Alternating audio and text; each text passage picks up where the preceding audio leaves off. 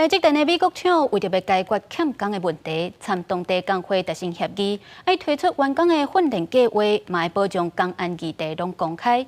安尼台积电就会当引进有专业经验的外国劳工。专家认为，安尼会当帮助美国厂提早开始量产。不过，东方甲西方的企业文化差别，也有加班的问题，恐惊也是真歹解决。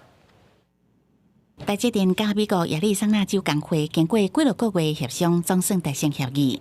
其中一项条件就是答应台积电看情形引进有专业经验的外国劳工。台积电未来在美国亚利桑那州厂的一个建厂的一个进程上，那么将会有相当大的一个益助。或许也可以期待，在2025年之前，那是否你能够在这个让这个亚利桑那州厂的一个量产时间上，能够稍微再有一些提前。根据台积电甲亚利桑那州工会发布的联合声明中，双方同意推出员工训练计划，同时嘛保障工安议题公开透明。另外，双方要推出新的代表，成立新的委员会，每一季拢会开会一届，确保落实协议。而且其中一届会议也要评估未来的人力需求。根据了解，当地工会伫台积电凤凰城的工地差不多有3000个成员，也就是差不多台积电伫当地建设工人的1/4。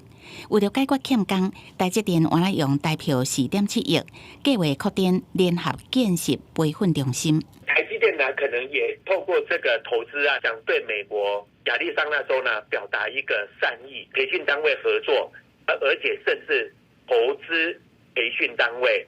就是要协助台积电解决缺工的问题。专家认为，台积电针对海外扩厂，未来可能会依照美国厂的模式，在当地投资培训中心，补足人力无够的问题。